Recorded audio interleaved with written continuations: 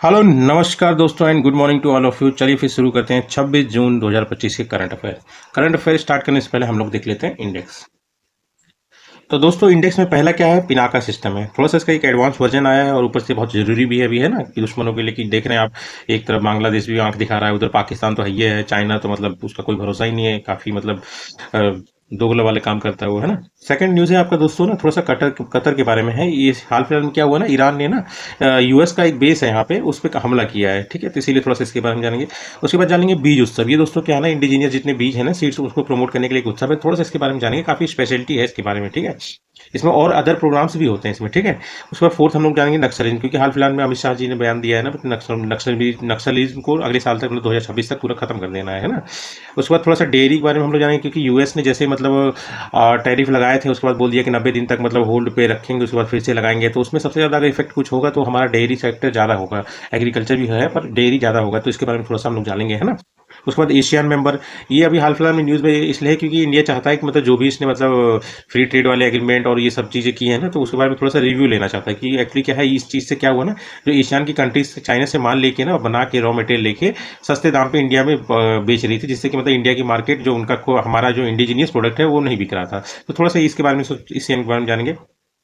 Seventh हम लोग जानेंगे of grid green hydrogen product. देखिए दोस्तों, ऑफ ग्रिड और ऑन ग्रिड अलग है। जैसे कि एक तो ग्रिड के साथ जो मतलब लाइट मिलती है, एक ऑफ ग्रिड बिना वो उसके इलेक्ट्रिक जो ग्रिड सिस्टम नहीं होता जो तार बन के आता है, उसके अलावा जैसे सोलर एनर्जी हो गया, विंड एनर्जी के थ्रू अगर इलेक्ट्रिसिटी पैदा की जाए ना, तो वो ऑफ ग्रिड हो जाता है। थोड़ा सा इसके बारे में जानेंगे, क्योंकि इंडिया का पहला प्रोजेक्ट ये लगा है, गुजरात में लगा है, ठीक है। तो किसने लगाया है, क्या है इसकी कैपेसिटी, सारी चीज़ जानेंगे, ठीक है। उसके बाद हम लोग जानेंगे फर्स्ट योगा पॉलिसी, अभी कौन सा स्टेट लाया है और उस पॉलिसी में वो क्या क्या करेगा, ठीक है। उसके बाद नाइन्थ हम लोग जाएंगे ऑपरेशन मिड नाइट हैमर, ये किसने लॉन्च किया है, क्यों लॉन्च किया है ना। और उसका ये काफ़ी फेमस है क्योंकि इसमें B2 बॉम्बर का भी यूज़ हुआ है दोस्तों, है ना। उसके बाद जान लीजिए ओटावा कन्वेंशन के बारे में थोड़ा सा जानेंगे। ये थोड़ा सा लैंड माइंस के ऊपर है और इससे मतलब जो मतलब यूरोपियन कंट्रीज है ना, ये रशिया के डर से जो साथ मतलब उसके सटी हुई जितनी भी कंट्रीज है, सब इससे बाहर निकल रही हैं, ठीक है। चलिए फिर स्टार्ट करते हैं।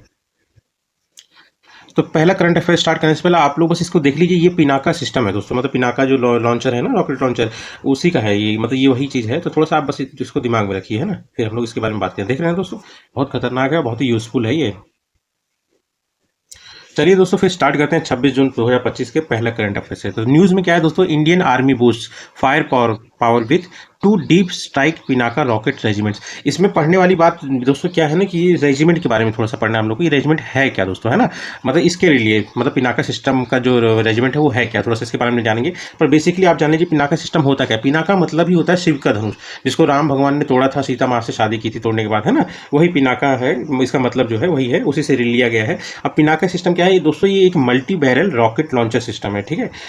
और ये किसके द्वारा डेवलप किया गया है, ये डीआरडीओ के द्वारा डेवलप किया गया और पूरा इंडिजीनियसली मेड है ये, ठीक है दोस्तों।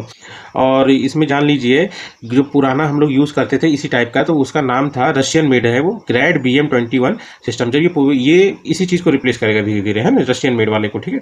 इसी की तरह ही बनाया गया है वो, है ना। अब इसमें क्या है कि आगे इसका रेंज अगर आप जानेंगे, 42 मतलब 44 सेकंड के अंदर में 72 रॉकेट्स को ये लॉन्च कर सकता है। ये कैपेसिटी इसकी बहुत बढ़िया है, कैपेसिटी है, देखिए। और ये जो माउंट किया गया है, जो सिस्टम है, ये किया गया है टाटा वाले जो ट्रक है उनके ऊपर माउंट किया गया है, ठीक। अब रेंज देख लेते हैं, इनके 4 वेरिएंट है, तो चौथे वेरिएंट डबल है, वो ज़्यादा इंपॉर्टेंट है, ठीक है। पहला जो है मार्क 1 है, ठीक है, पिनाका मार्क 1, ये 48 किलोमीटर की रेंज है। उसके बाद पिनाका मार्क 2, मार्क 1 इनहेंस्ड, इसी का इनहेंस्ड वर्जन अगर देखें तो 60 किलोमीटर है। और पिनाका मार्क मार्क सेकंड, ये इसका रेंज क्या है, 90 किलोमीटर। ये वाला जो काफ़ी इंपॉर्टेंट है दोस्तों, वेरी वेरी इंपॉर्टेंट। इसमें पिनाका मार्क 3 में 2 वेरिएंट आते हैं, एक 120 किलोमीटर है और एक ये 300 किलोमीटर, ठीक है। अब थोड़ा सा हम लोग जानते हैं, जो मैं रेजिमेंट बता रहा था उसका स्ट्रक्चर आप जान लीजिए, ठीक है। अगर देखेंगे तो एक रेजिमेंट में 3 बैटरीज होती है, एक बैटरी में 6 पिनाका लॉन्चर होते हैं, मतलब जो लॉन्च करेंगे पिनाका लॉन्चर, जो मैंने आपको ट्रक दिखा ना वैसे 6, ठीक है। तो उसी हिसाब से एक रेजिमेंट में 18 लॉन्चर है, मतलब प्लस सपोर्ट इक्विपमेंट भी होगा, ठीक है। बस इतना ध्यान रखिएगा, बस इतना ही, ठीक। उसके बाद सेकंड न्यूज़ क्या आया था और सेकंड करंट अफेयर क्या है दोस्तों, देखिए। कतर के बारे में एक बार, कतर को हम लोग मैप में देख लेते हैं फिर डिस्कस करते हैं, ठीक है। तो देखिए दोस्तों, ये वाला जो आप पोर्शन देख रहे हैं ना, ये छोटा सा जो पोर्शन है यही है कतर। इसको थोड़ा सा और बड़े में देखते हैं हम लोग, है ना। ये देखिए दोस्तों, इसमें अगर आप देखेंगे तो ये है आपका, ये जो छोटा सा आप देख रहे हैं ना, ये कतर जो है काफ़ी फ्लैटेस्ट एरिया, मतलब बहुत फ्लैट डेजर्ट है यहाँ पे, ठीक है। और ये जान लीजिए एक तरह से पेनिनसुला किसे कहते हैं, जो 3 तरफ से समुद्र से घिरा हो, जैसे बहरीन और ये इसके बीच में एक मतलब आता है, मतलब गल्फ ऑफ बहरीन आता है, तो इस तरफ से पानी से घिर गया, इधर से पानी से घिरा है ही है, पर्शियन गल्फ भी है इधर, है ना, 3 ओर से। तो एक तरह से पेनिनसुला है, एक तरह से क्या ये पेनिनसुला ही है दोस्तों। चलिए अब इसके बारे में थोड़ा सा हम लोग जानते हैं, है ना। जैसे कि हम लोगों ने मैप में देखा दोस्तों, कतर को ना, कतर क्या है एक और सबसे पहले आप न्यूज़ जान लीजिए इसको हम लोग क्यों डील कर रहे हैं, क्योंकि आयरन मतलब जो ईरान है, ईरान के ऊपर अमेरिका ने हमला किया, उसके मतलब जो बंकर में जो मतलब उसके न्यूक्लियर साइट से उसको उड़ा दिया। अब ईरान ने मतलब रिटेलिएशन में क्या किया, उसने क्या किया, लॉन्च कर दिए मिसाइल किसके ऊपर, यूएस के बेसिस पे, जो कि मतलब कतर पे है, कतर में है, इराक में भी है। तो इसका याद ध्यान रखिएगा, कतर वाला, ठीक है, Al Udeid air base of USA. क्या नाम है, अल उदैद। ये क्वेश्चन पूछ सकता है करंट मतलब एग्जाम में, ठीक है। थोड़ा सा करंट मतलब कतर के बारे में जानते हैं। कतर क्या है, एक पेनिनसुला है, जैसे गुजरात है ना इंडिया का, उसी की तरह एक पेनिनसुला है। ये सिर्फ एक ही लैंड बॉर्डर मतलब शेयर करता है, वो भी है सऊदी अरेबिया के साथ करता है, ठीक है। और 3 साइड में पर्शियन गल्फ है, एक साइड जो है मतलब बहरीन की साइड में वो गल्फ ऑफ बहरीन है, ठीक है, पर मान लीजिए वो पर्शियन गल्फ का ही पार्ट है, ठीक। और उसके बाद आप देख लीजिए सेपरेट, मतलब ये जो बहरीन है, बहरीन भी एक छोटी सी कंट्री, जैसे उसके बगल में ही है दोस्तों, मैं आपको दिखा दीजिए। जैसे आप मैप दिख रहे हैं ना, ये वाला जो पोर्शन है ये कतर है, और यहीं पे छोटा सा एकदम है ये वाला, ये बहरीन है, ठीक है दोस्तों। बहरीन की कैपिटल है मनामा, और उसके बाद कतर की कैपिटल है दोहा, ठीक है। अब ये देख लीजिए, जो मतलब ईरान ने कतर पे हमला किया है, उसने अपने ही पैर पे कुल्हाड़ी मार दी, ठीक है। अब उसने कुल्हाड़ी कैसे मार ली, अगर उसने ईरान जैसे उसने हमला तो कर ही दिया, अब इससे क्या होगा, यूएसए जो पार्ट है नाटो का, अब नाटो इसमें एक्टिवेट हो सकता है, ये दिक्कत है, ठीक है। अब कतर के बारे में जान लीजिए, मोस्टली फ्लैट डेजर्ट है, ठीक है, वेरी ड्राई एंड सैंडी है। यहाँ पे एक चीज ध्यान रखिएगा, खोर अल अदैद, क्या नाम है दोस्तों, खोर अल अदई, ठीक है। ये एक इनलैंड सी है, ठीक है, special natural area where sea comes in the desert, ठीक है। मतलब वही जो मतलब गल्फ, पर्शियन गल्फ वाला पानी है जो अंदर में आता है, ठीक है, ये वैसा area, special natural area where sea comes in the desert, ठीक है। और एक unique desert sea ecosystem को मतलब बनाता है, ठीक है। अब इस यहाँ की एक लोकल ट्राइब है जिसका नाम है बेदोइन ट्राइब्स, पर ये बहुत कम नंबर में है, पर यही है सबसे पुराने नोमैडिक डेजर्ट पर पीपल, मतलब एक तरह से मतलब एक खाना बदोश टाइप के हैं, ठीक है। इकोनॉमी इनकी पूरी तरह से oil and gas based economy है, ठीक है। और नोट करने वाली बात यही है कि ये ध्यान रखना कि अल उदैद एयरबेस यूएस का यहीं पे है, कतर में, ठीक है। कतर ऑन्स अल जजीरा, ये जो अल जजीरा है ना, ये दोस्तों दुनिया में सबसे काफी फेमस है as a global news network के तौर पर, ठीक है। चलिए फिर देखते हैं अगला करंट अफेयर। अगला करंट अफेयर क्या है दोस्तों, बीज उत्सव के बारे में। बीज उत्सव अभी हाल फिलहाल में जिसमें बीज उत्सव हेल्ड अक्रॉस 3 स्टेट, 3 स्टेट में ये बीज उत्सव मनाया गया, ठीक है। बीज उत्सव मतलब हुआ क्या, बीज मतलब सीड्स, उत्सव मतलब फॉरेन मतलब फेस्टिवल, मतलब सीड्स का फेस्टिवल। आप देखिए ये फेस्टिवल जो है करीब 4 दिन चलता है हर बार, ठीक है। और ये ट्राइबल एरियाज में मनाया जाता है, किसके, राजस्थान, मध्य प्रदेश और गुजरात के ट्राइबल्स एरिया में बीज उत्सव मनाया जाता है, ठीक है। किस चीज़ के लिए, जो हमारे यहाँ पे ट्रेडिशनल बीज है, मतलब ट्रेडिशनल बीज जो मतलब क्लाइमेट, मतलब जो यहाँ के क्लाइमेट के लिए काफ़ी अच्छे हैं, है ना, उसके वो वाले बीज मतलब जो पहले चलते आ रहे हैं, तो उनके प्रमोशन के लिए इसको किया जाता है, इसमें एनकरेज किया जाता है ट्राइबल फार्मर्स, जो ट्राइबल फार्मर्स होते हैं, to save and preserve their own seeds, ठीक है।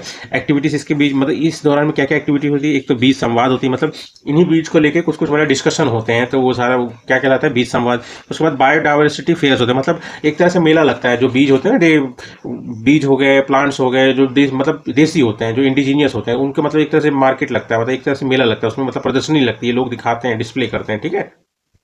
तीसरा होता है सीड बॉल मेकिंग, ये कुछ नहीं है दोस्तों, जैसे मतलब क्ले होता है ना, मतलब आप समझिए कीचड़, क्ले और बीज को मिक्स करके एक बॉल बनाया जाता है, ठीक है।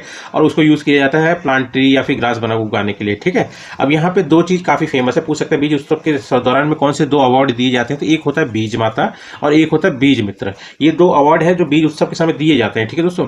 और ये जो पूरा ये चीज है ना, इसको एक एनजीओ सपोर्ट करती है, उस एनजीओ का नाम है वागधारा, जो कि मतलब जिसमें बंसारा राजस्थान बेस करती है, मतलब वहाँ से रिलेटेड है, और ये इस फेस्टिवल को काफी सपोर्ट करती है, ठीक है। उसके बाद 4th न्यूज जो मैं आपको बता रहा था दोस्तों, अमित शाह जी के बारे में, उन्होंने कहा है कि jawans will win the war against Naxalism, ठीक है ना। अब यहाँ पे नोट करने वाली बात क्या है कि इस दौरान एक बुक का भी विमोचन हुआ है, जो मतलब अमित शाह जी ने किया है। उस बुक का नाम है लियोर ओइना, ये है वो बुक, लियोर ओइना। ये बुक क्या है ना दोस्तों, जो भी मतलब विक्टिम्स रहे, जो मतलब जिन्होंने कष्ट सहा है नक्सल वायलेंस के कारण ना, उन सब के बारे में इसमें इंफॉर्मेशन दिया गया है, ठगी, ताकि लोग जान पाए कि मतलब कितनी दिक्कत होती है, किस मुश्किल परिस्थिति से लोग मतलब गुजरे हैं ना, ये सब चीज़ के बारे में इसमें दिया गया है। अब थोड़ा सा हम लोग को बस इसमें जानना है कि नक्सलिज्म होता क्या दोस्तों। नक्सलिज्म आप मान लीजिए लेफ्ट विंग एक्सट्रीमिज्म होता ना, वही है, ठीक है। ये एक अलग नाम ही है, इसका नाम नक्सलिज्म इसलिए पड़ा क्योंकि ये स्टार्ट हुआ था 1967 में। कहाँ से, नक्सलबारी एक मतलब रीजन है कहाँ पे, वेस्ट बंगाल में, वहाँ से स्टार्ट हुआ था, इसीलिए इसका नक्सलिज्म नाम पड़ गया। और ये लेफ्ट विंग एक्सट्रीमिज्म का ही और दूसरा नाम है, ठीक है। अब इसमें क्या करते हैं ना, इसमें कि माना जाता है कि अगर आपको कोई सोसाइटल या फिर पॉलिटिकल चेंज लाना है तो उसके लिए आपको वायलेंस करना पड़ेगा, ठीक है। तो ये इसका एम होता है कि वायलेंट मेथड का यूज करके सोसाइटल और पॉलिटिकल चेंज को लाना, ठीक है, इसका एम है। आइडियोलॉजी इसकी इंस्पायर किससे है, माओ जीडोंग ऑफ चाइना, इनकी मतलब ये जो मानसिकता है इसी से मतलब ये नक्सलिज्म मतलब आप समझ लीजिए इंस्पायर्ड है, ठीक है। अब इसमें जो एरिया अफेक्टेड होते हैं उनको क्या कहा जाता है, उनको कहा जाता है red corridor, area affected by this Naxalism called as red corridor.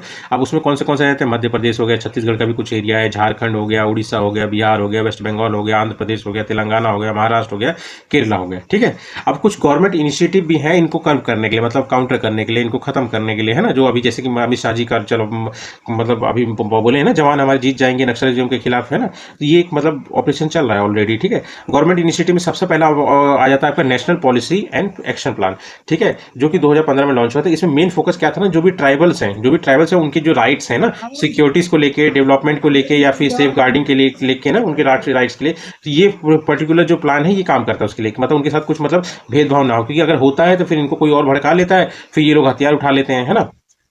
उसके बाद सबसे इंपॉर्टेंट जो है समाधान डॉक्ट्राइन, ये एक तरह से मान लीजिए पूरा एक तरह से मतलब लेखा जोखा है कि क्या तरीका अपनाना चाहिए, मतलब नक्सलिज्म को पूरी तरह से खत्म करने के लिए, मतलब एक तरह से मान लीजिए पूरी मतलब आप ये समझ लीजिए जो तरीके अपनाने चाहिए इनको खत्म करने के वही है, ठीक है। समाधान का अपना एक फुल फॉर्म भी है, जैसे एस से हो गया स्मार्ट लीडरशिप हो गया, ए का एग्रेसिव स्ट्रेटजी हो गया, एम से मोटिवेशन हो गया, फिर ए से आ गया आपका एक्शनेबल इंटेलिजेंस हो गया, फिर डी से डैशबोर्ड हो गया, एच से हो गया आपका हार्नेस टेक्नोलॉजी, ठीक है। उसके बाद ए से हो गया आपका एक्शन प्लान, फिर एन से हो गया last no access to financing, सबसे मेन यही है, अगर उनके पास पैसा होगा नहीं तो वो मतलब करेंगे कैसे विवाद, है ना।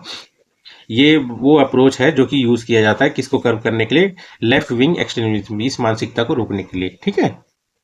इसके अलावा अगर आप देखेंगे तो एक एससीए है दोस्तों, स्पेशल सेंट्रल असिस्टेंस, किसके लिए, वही उन एरिया के लिए जो नक्सलिज्म से इफेक्टेड है, ठीक है। एक ऑपरेशन ग्रीन हंट है, ठीक है। उसके बाद इलाइट फोर्सेस, मतलब जो फोर्सेस इसमें ऑलरेडी काम करती है। एक ग्रे हाउंड है दोस्तों जो कि आंध्र प्रदेश की वो लगी हुई है, और एक है बस्तारिया बटालियन, ठीक है। ये इसमें काम ये इंपॉर्टेंट पूछ सकता है, छत्तीसगढ़ में है इसका, इसलिए इसमें क्या है ना, जो भी लोकल ट्राइबल मतलब यंग पर्सन होते हैं उनको मतलब रिक्रूट किया था, क्योंकि उनको उस टेरेन में उस एरिया में आने जाने का अनुभव रहता है, और मतलब काफ़ी लोकलाइज होते हैं, सब चीज़ जानते हैं क्या करना है कैसे करना है ना, और कम्युनिकेशन में आसानी हो जाती है, ठीक है। तो ये हो गया, ठीक है। अब इसमें जानने वाली बात क्या है, नक्सलिज्म में सबसे इंपॉर्टेंट क्या है, एक बंदयोपाध्याय कमेटी हुई थी जिसने मतलब सारी चीज़ को मतलब एक तरह से पहले स्टडी किया, उसके बाद उसने कुछ रिकमेंडेशन दिया, ठीक है। उसने रिकमेंडेशन दिया कि ट्राइबल फ्रेंडली लैंड एक्विजिशन होनी चाहिए, जब भी मतलब जैसे कि ट्राइबल्स को हटाया जाता है ना तो थोड़ा फ्रेंडली होकर हटाना चाहिए, ऐसे नहीं कि गए और उखाड़ के फेंक दिए, मतलब बाहर कर दिए उनकी जमीन से, ऐसे नहीं होना चाहिए, कुछ फ्रेंडली टाइप, और उनका प्रॉपर रिहेबिलिटेशन होता है। अगर नहीं होगा तो फिर बाद में ये नक्सलिज्म का रूप ले लेते हैं, ठीक है। बस इतना ही है। उसके बाद फिफ्थ न्यूज़ क्या है दोस्तों, फिफ्थ न्यूज़ में मैं वही बता रहा हूँ, जैसे कि आप जान लीजिए 2 अप्रैल 2025 को ट्रंप ने टैरिफ लगा दिया सारी कंट्रीज में, ठीक है, और इंडिया पे भी लगाया है। उसने बोला कि भाई इंडिया हमसे मतलब ये अगर देखेंगे ट्रेड सरप्लस रहता है, ठीक है, उसका मतलब डाउन नहीं है, मतलब हम नीचे हैं, इंडिया प्लस में, हम माइनस में है, ठीक है। तो उसने टैरिफ लगाए, और टैरिफ जब लगाया तो उसने क्या किया ना, चारों तरफ से बवाल स्टार्ट हो गया, बवाल हो गया, तो उसने बोला ठीक है भैया ठीक है, हम 90 दिन का ब्रेक लेते हैं, 90 दिन के बाद हम लोग लगाएंगे दोबारा से टैरिफ। अब ये 90 दिन जो है 9 जुलाई को खत्म होगा। इंडिया बस चाहता है कि इस 9 जुलाई से पहले ट्रम्प से कुछ मीटिंग हो, जिससे कि हम लोग अपना फ्री ट्रेड वाला जो चलेगा वो चले, ठीक है, कि मतलब जो आप टैरिफ लगा रहे हैं उससे इंडिया को इफेक्ट ना पड़े, ये सब चीज़ें कोशिश की जा रही है, ठीक है। तो हम लोग बस इतना जानना है कि अगर ये टैरिफ लगेगा तो सबसे ज़्यादा इफेक्ट किस पे पड़ेगा, तो वो है हमारा डेयरी वाला सेक्टर, ठीक है। तो ये बाकी सब तो पॉलिटिकल बात होगी, स्टैटिक पोर्शन में आप थोड़ा सा इसके बारे में जान लेते हैं हम लोग, ठीक है। डेयरी के बारे में सबसे पहले हम लोग जान लेते हैं दोस्तों व्हाइट रिवोल्यूशन, ये यूपी ट्रिपल पीटी का सबसे मेन टॉपिक भी आप मान लीजिए पूछता है क्वेश्चन से, ठीक है। व्हाइट रिवोल्यूशन और ऑपरेशन फ्लड ऑफ इंडिया, ये क्या है दोस्तों, ठीक है। ये मतलब एक तरह से मान लीजिए इंडिया को सेल्फ सफिशिएंट बनाने के लिए, इसके आने से पहले दोस्तों इंडिया जो था ना डेफिशिएंट था, मतलब दूध के में, ठीक है।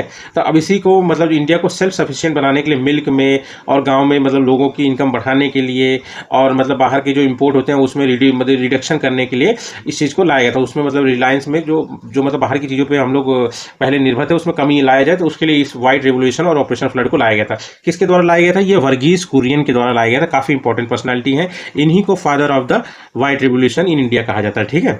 अब किसके द्वारा लॉन्च किया गया था, ये लॉन्च किया गया था and national dairy development board in 1970, ठीक है। अब इसका जो मॉडल फॉलो किया गया था, एक आनंद मॉडल चलता था दोस्तों गुजरात में, वो काफी फेमस हुआ था, मतलब एक तरह से कोऑपरेटिव था, मतलब लोग लाला के दूध एक जगह जमा करते थे ना, और उसमें काफ़ी शेयर क्या है, सबका पर्टिकुलर सब लोगों का शेयर था उसमें, ठीक है, जो भी मुनाफा होता था उसमें शेयर सबको मिलता था, ठीक है, बहुत ही उसमें फेमस हुआ था। तो उसी मॉडल को इसमें फॉलो किया गया, किसमें, ऑपरेशन फ्लड में, आनंद पैटर्न जो सक्सेसफुली यूज्ड इन गुजरात हुआ था, ठीक है। अब इसके कुछ फेज चले थे, किसके दोस्तों, व्हाइट रिवोल्यूशन की या फिर ऑपरेशन फ्लड बोलोगे आप, इसके कुछ फेज चले थे। तो सबसे पहला फेज चला था आपका 1970 से लेकर 1980 तक, काफी इंपॉर्टेंट फेज था, क्योंकि इसमें क्या है ना, विलेज एरियाज में मतलब डेयरी कॉपरेटिव्स को मतलब इंट्रोड्यूस किया गया, ठीक है। और उसके बाद जो मिल्क शेड था, 18 मिल्क शेड को मतलब प्रमोट किया गया।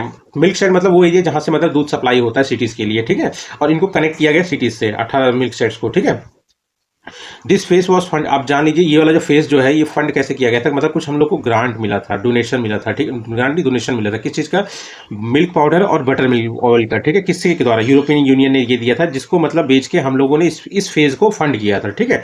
उसके बाद सेकंड, मतलब तभी तो स्टार्ट हुआ थे, सेकंड फेज अगर आप देखेंगे, सेकंड फेज आपका आ गया 1981 से 1985 तक। इसमें क्या था, जो मिल्क शेड जहां से दूध सप्लाई होता था सिटीज के लिए, वो 18 से 136 हो गए, ठीक है। और मिल्क पाउडर प्रोडक्शन के लिए हम लोगों ने क्या किया, इंपोर्ट को किया कम और सेल्फ रिलायंस को बढ़ा दिया, मतलब खुद से बनाना स्टार्ट किया, ठीक है। उसके बाद थर्ड फेज आ जाता है आपका 1985 से 1996 तक। इसमें क्या है कि मतलब ट्रांसपोर्टेशन में उसको चिल का ठंडा रखने में काफ़ी मतलब स्टार्ट किया गया, इंफ्रास्ट्रक्चर डेवलप करने के लिए बढ़ाया गया, जैसे इंफ्रास्ट्रक्चर, इसमें क्या किया, infrastructure expansion for milk collection, ठीक है, चिलिंग, मतलब उसको ठंडा रखना पड़ेगा अगर दूध ज़्यादा समय तक यूज़ करना है, ठीक है, और ट्रांसपोर्टेशन पे ज़्यादा फोकस किया गया, ठीक है। अब इसका फोकस उसमें एंटायर जैसे वेटरनरी केयर था, मतलब जो मतलब भैंस गाय थी ना उनकी केयर पे था। उसके बाद कैटल फीड, उनको क्या खिलाया जा रहा है उस पर था, और आर्टिफिशियल इंसेमिनेशन, ठीक है, मतलब बच्चे के लिए, ठीक। अब मिल्क शेड इसमें कितने बढ़ गए, 136 से 173 हो गए, कब तक, 1988 से 89 में, ठीक है। अब जान लीजिए जब हमारे यहाँ पे 1991 में लिबरलाइजेशन रिफॉर्म आया ना, मतलब तब इसका हाल क्या हुआ, ठीक है। पोस्ट ऑपरेशन फंड फ्लड जब एरा आया तो इसमें क्या है कि इसमें कौन कूदा, प्राइवेट सेक्टर, प्राइवेट इन्वेस्टमेंट आना स्टार्ट हुआ, किसमें, डेयरी वाले सेक्टर में, ठीक है।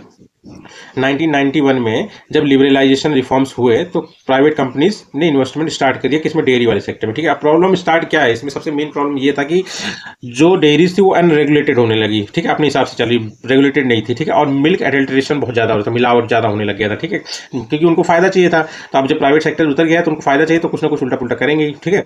अब इसका सॉल्यूशन क्या है, इसका सॉल्यूशन आया MMPO 1992 में, ठीक है। इसके अंडर में क्या है, किस एक्ट के थ्रू आए दोस्तों, ये एसेंशियल कमोडिटीज एक्ट 1955, ठीक है। इसका full form milk and milk products order है, ठीक है। अब इसमें क्या किया जाता है, जो भी मतलब ये एडल्ट्रेशन हो रहा था या फिर मतलब अनरेगुलेशन था डेयरीज के, इसके कुछ नियम बनाए गए जिसको फॉलो नहीं करने पे दिक्कत हो जाती है, ठीक है। अब थोड़ा सा हम लोग जान लेते हैं मिल्क का मतलब स्टेटस इंडिया में अगर देखेंगे तो इंडिया ग्लोबली रैंक 1 आता है इसका मिल्क प्रोडक्शन में, करीब करीब 20% से भी ऊपर हम लोग मिल्क का प्रोडक्शन करते हैं, ठीक है। और अगर स्टेट वाइज देखेंगे तो पहले राजस्थान, यूपी, इनमें ऊपर नीचे चलता रहता है दोस्तों।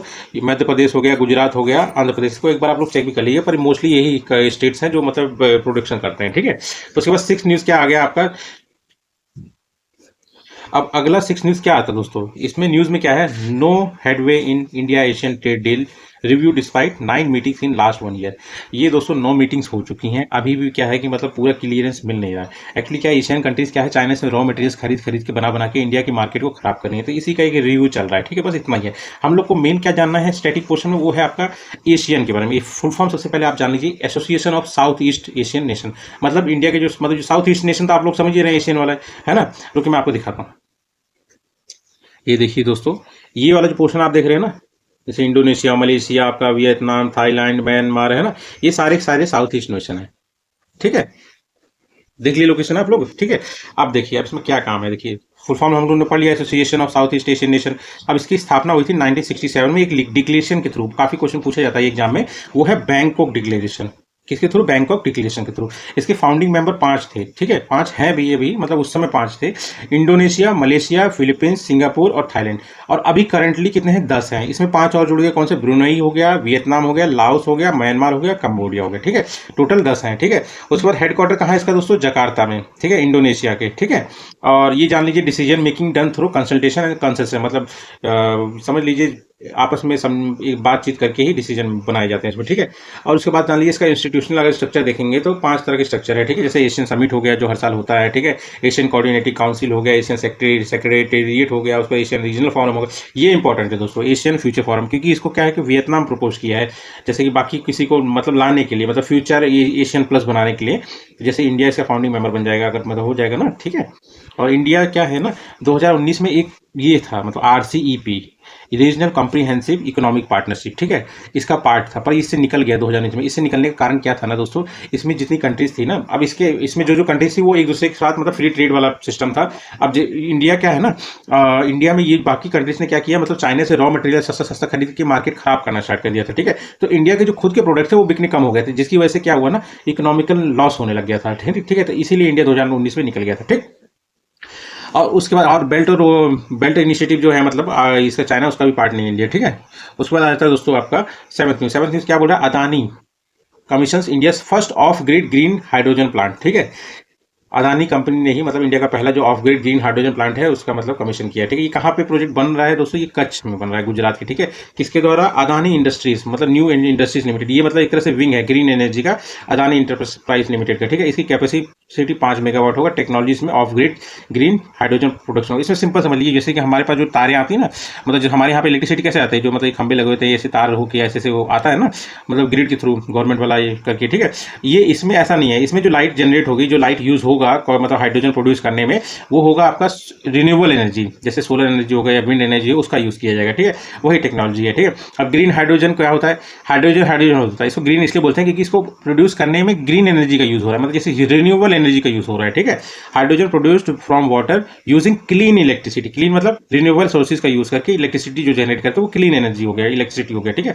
प्रोसेस में क्या होता है, इलेक्ट्रोलाइसिस किया जाता है, इलेक्ट्रोलाइसिस में मतलब इलेक्ट्रिसिटी का यूज किया जाता है। इलेक्ट्रिसिटी के जैसे यूज करते हैं तो हाइड्रोजन और ऑक्सीजन अलग अलग हो जाते हैं, तो हम लोग हाइड्रोजन यूज कर लेते हैं और ऑक्सीजन काम आ जाता है। अब जहाँ पे ये हाइड्रोजन यूज होगा, ठीक है, तो जब ये मतलब मशीन जब चलेगी, जैसे अभी हम लोगों ने बात किया था ना कमर्शियल बस का हाल फिलहाल में, ठीक है, जो हाइड्रोजन पावर्ड है, तो उसमें जैसे चलेगी तो मतलब निकलेगा क्या, कोई CO2 नहीं निकलेगा, उसमें पानी निकलेगा। जब हाइड्रोजन और ऑक्सीजन मिलेंगे तो पानी निकलेगा, ठीक है दोस्तों।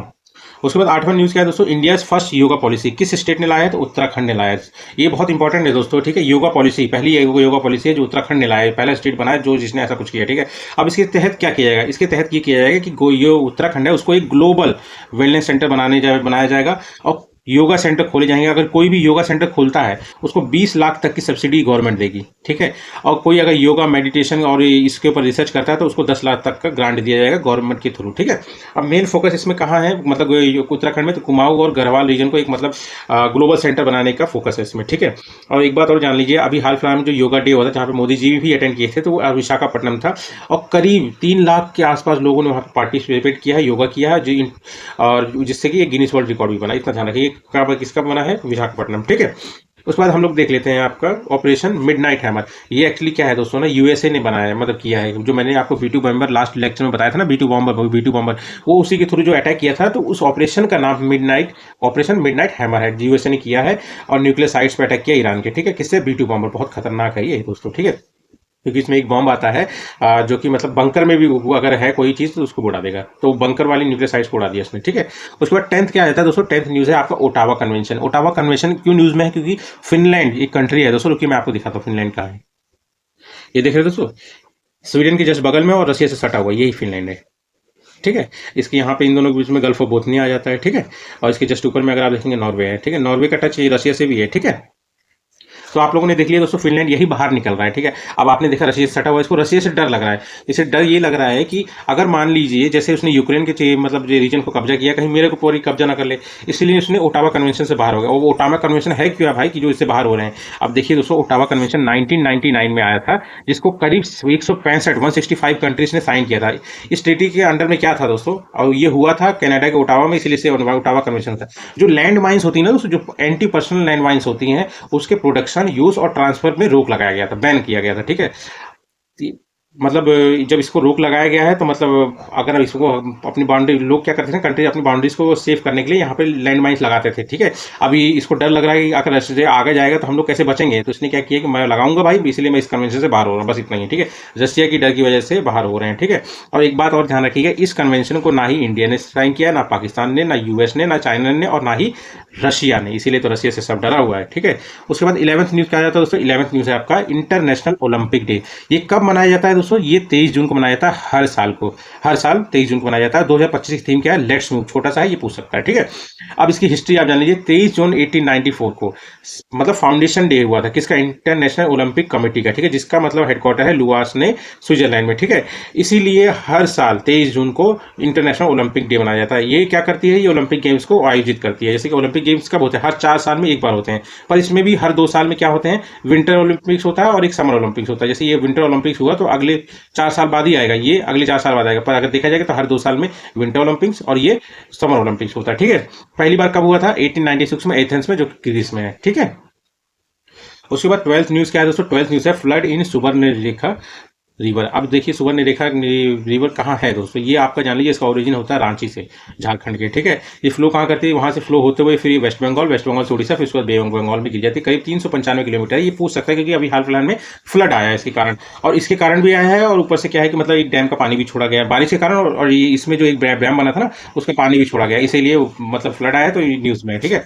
इसका नाम क्या है, सुवर्णरेखा, इसका मतलब सुनहरी रेखा, क्योंकि एक समय यहाँ पे मतलब सोने का खनन होता था, मतलब आप समझ रहे, माइनिंग ऑफ गोल्ड होता था, इसीलिए इसका नाम मतलब सुवर्ण रेखा रेखा नाम लिख कर रखा हुआ है, ठीक है। ये रिवर है, ठीक है दोस्तों। अब इसमें जान लीजिए जिस डैम खोला गया है जिसकी वजह से मतलब बाढ़ आया है, तो मतलब बारिश और इसके कारण, तो वो है चंडिल डैम, जो कि मतलब सुवर्ण रेखा में ही है, ठीक है। 8 मेगावाट इसकी कैपेसिटी है, ठीक। उसके बाद आपका आ जाएगा दोस्तों 13 न्यूज़ क्या है आपका, एशियन पैरा बैडमिंटन चैंपियनशिप 2025। ये कहाँ हुआ है दोस्तों, थाईलैंड में, और इंडिया ने अभी 27 मेडल जीते हैं। इसमें 4 गोल्ड है, 10 सिल्वर है, 13 ब्रॉन्ज है, ठीक है। बेस्ट परफॉर्मेंस अभी तक का आप मान लीजिए इंडिया का है इसमें, ठीक है। उसके बाद 14th न्यूज़ क्या आता है, 14 न्यूज़ है आपका ललित उपाध्याय रिटायर्ड हुए हैं। ये कहाँ के हैं, ये मतलब ये एक हॉकी प्लेयर है और इंडिया के ही हैं, ठीक है। इनको अर्जुन अवार्ड मिला था 2021 में, बस इतना ध्यान रखिए कि ये एक हॉकी प्लेयर है जिन्होंने अभी रिटायरमेंट लिया है। उसके बाद 15 न्यूज़ क्या जाता है दोस्तों, 15 न्यूज़ है आपका एरोहेड T84। T84 क्या है दोस्तों, ये टाइगर और संख्या 84, ठीक है। ये एक टाइगर है, मतलब बाघिन है एक तरह से, इसकी अभी हाल फिलहाल में देहांत हुआ है, ठीक है। अब ये टाइगर है, ये काफ़ी फेमस है, इसको क्वीन ऑफ रणथंबोर बोला जाता है। ये क्या है कि इसकी दादी का नाम जो था ना, उसको बोला जाता था, इसकी दादी को क्वीन ऑफ रणथंबोर बोला जाता था, पर जब ये मर गई तो इसको बोला जाता था, किसको, एरोहेड को, क्योंकि इसके चेहरे पे ना एक एरो का निशान था, ठीक है। इसकी जो दादी थी उसका नाम था मछली, T16, उसको कहा जाता था क्वीन ऑफ रणथंबोर, और इसकी माँ का नाम कृष्णा था, T19। बस इतना ध्यान रखिए, ठीक है। ठीक है दोस्तों, तो ये आज इतना ही करंट अफेयर है, और वीडियो अच्छा लगे तो प्लीज़ सब्सक्राइब कर लेना, है ना। ठीक है, कल मिलते हैं दोस्तों, है ना। Okay bye, thank you.